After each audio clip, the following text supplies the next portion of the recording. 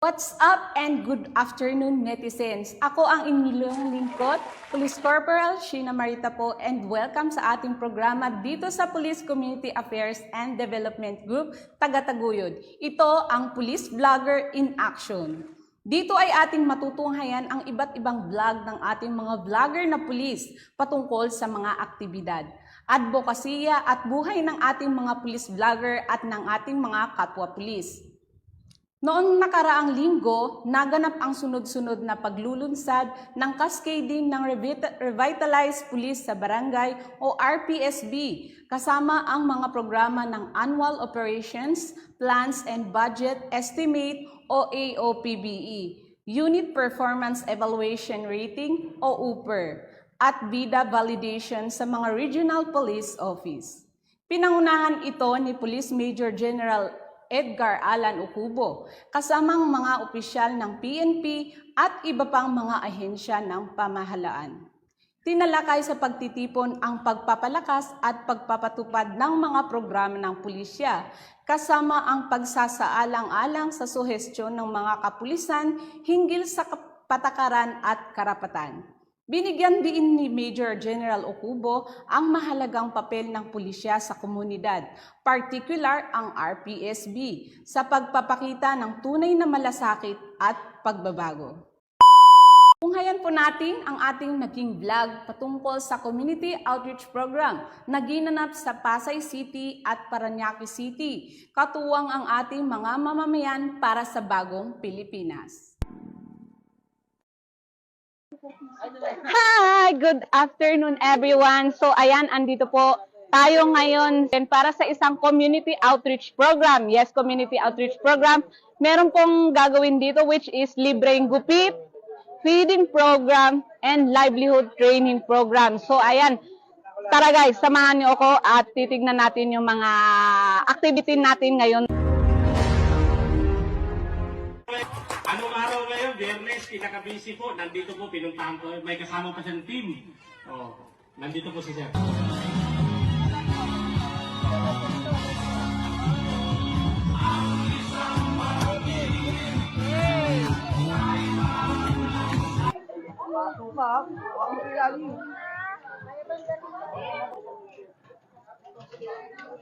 So, ayan guys, ito yung sinasabi ko sa inyong libreng feeding program. Ayan po, so thank you so much po sa ating mga force multipliers. So, sila po yung nag-a-assist sa mga kapulisan dito po sa Pasay. So, ongoing na po yung feeding program natin kasi katatapos ng program and medyo napagod yung mga participants natin sa pagsasayaw at pagsusumba. So, thank you so much sa PNP Dance and Fitness Team. So, ayan guys. So, meron din tayo palibreng gupit.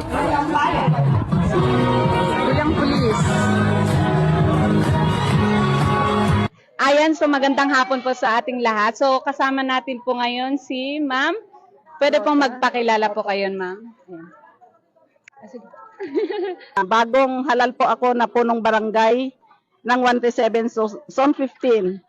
Si Rosa Jimenez Langorayan. 2 buwan pa lamang po ako halos nanunungkulan sa aming barangay.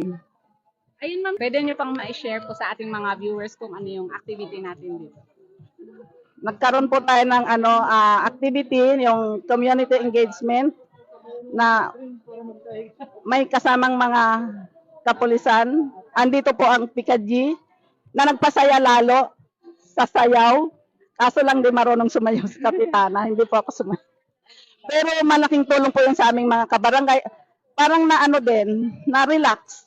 Yung mga isip po ng mga, yung mga nanay na kanina halos kinakabahan ako baka walang tao. Pero awa po ng Diyos, nagkaroon tayo ng magandang panahon.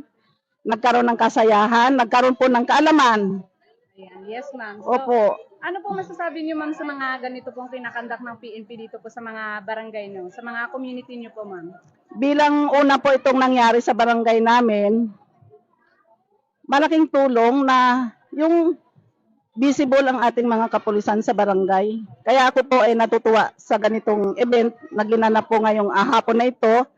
At observe ko po na nag-enjoy po ang aking mga kabarangay. Lahat po sila nakiisa, sumuporta.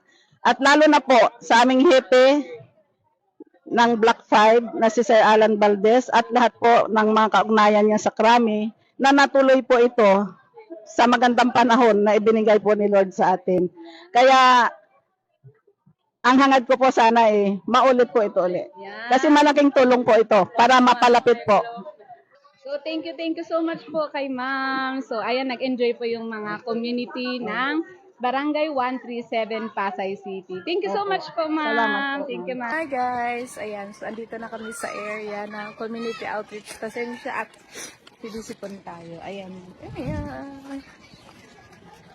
Ang ganda ng venue. Tingnan nyo.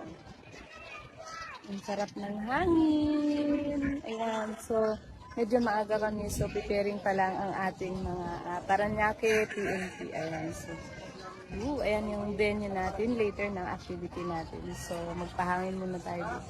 Let's go! Ayan guys, so nabimigay din po ng mga leaflets and IEC materials ang ating mga kapulisan dito habang hindi pa nag-start ang ating program. So later, mag-i-start. So tignan pa natin yung ibang mga magaganap later. So ayan guys, meron din ipamimigay na bigas. Ayan, so talagang for our community, lahat yan bibigay natin sa kanila. So ayan po, ongoing din po ang ating livelihood training program. So may mga tips, ayan, so yung ituturo po ni Sir is paano gumawa ng uling. Ayan, so at least makakasave. Ayan sa mga ating viewers, good afternoon po sa ating lahat. So thank you so much po sa patuloy na pagsuporta sa mga kapulisan. Ayan po, shout out po sa aming pinakapoging boss ng RP Cadu NCR, Police Lieutenant Colonel Alagao. Yes, shout out sa iyo sir. Alam kong busy ka ngayon sir. So may activity ngayon sa Barangay Putatan, Muntinlupa. Shout out po sa mga taga Putatan, Muntinlupa. I hope na makapunta po kayo sa activity ngayon kasi hindi po kayo uuwing luhaan at may mga ipamimigay pong mga goods doon. So, pwede po kayong pumunta doon, isama niyo po yung mga pamilya niyo. Ayan po, and shout out po sa mga fellow RP Cadu NCR personnel. Mga may activity din po kami sa Marikina. And then may dance fitness po later po sa AKG. Ayan po, sa mga Zumba natin dyan, mga mothers dyan, pwede po kayong mag-invite sa amin. I-email nyo lang po kami sa pikagmetromanila@gmail.com. Ayan, magandang hapon po and thank you so much po sa patuloy na pagsuporta sa PNP. At ayan nga po, ay paki-follow, like din po ang aming page, PKG Metro Manila. Yan po ang aming main account ng mga RP Cadu NCR. And of course, ang main page po din ng PKG, Police Community Affairs and Development Group. And of course, may page po, Manang Pulisina. Ayan, thank you po.